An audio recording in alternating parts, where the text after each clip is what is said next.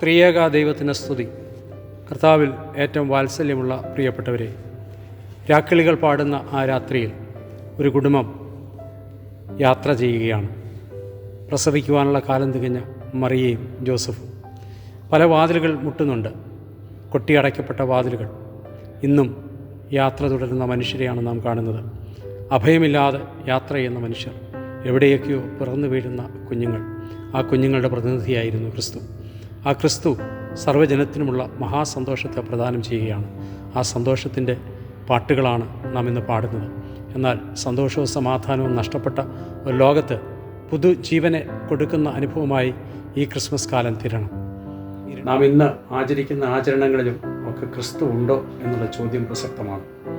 ഹൃദയങ്ങളിൽ ഉരുവാകേണ്ട ക്രിസ്തുവിനെ നമുക്ക് സ്വീകരിക്കാം.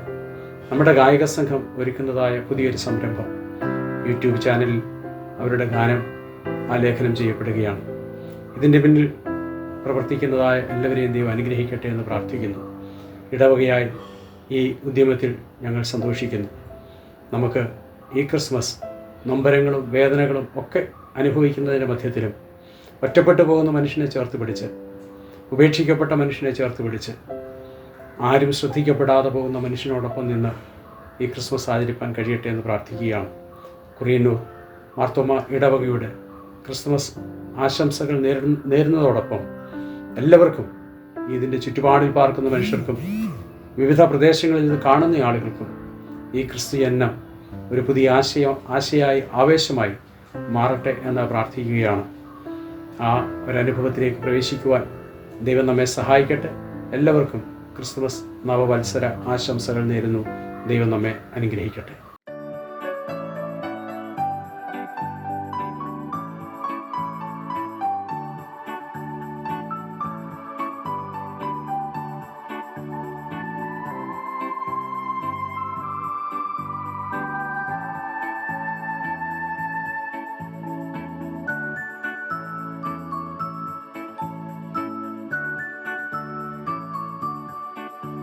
ഒരു മഴവില്ലിൻ നിറമോ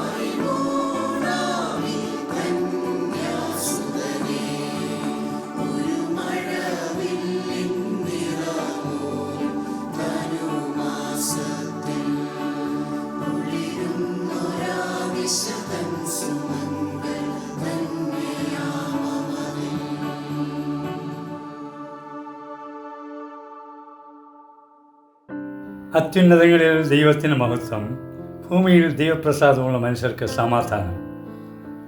മാലാഖമാർ പാടിയത് ഗാനം നമുക്കെല്ലാവർക്കും അറിയാം. ക്രിസ്മസിൻ്റെ ഉദാത്തമായ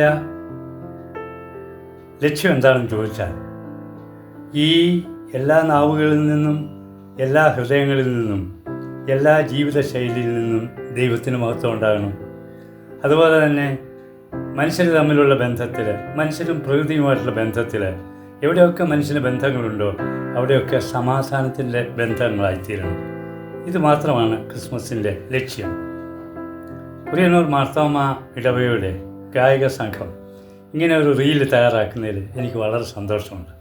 കാരണം ഈ ദൈവരാജ്യത്തിൻ്റെ കെട്ടുപണിയിൽ, അതായത് ദൈവത്തിന് മഹത്വവും ഭൂമിയിൽ സമാധാനം ഉണ്ടാകുന്ന ആ കെട്ടുപണിയിൽ ഗായക സംഘത്തിനൊരു നല്ല പങ്കുണ്ട്. കാരണം മനോഹരമായിട്ടുള്ള ഗീതങ്ങൾ പാടി മനുഷ്യജീവിതത്തെ രൂപാന്തരപ്പെടുത്താനായിട്ട് ഗായക സംഘത്തിന് കഴിയും. നമുക്ക് ചെയ്യാവുന്ന ചെറിയ കൊച്ചു കാര്യങ്ങളേ ഉള്ളൂ.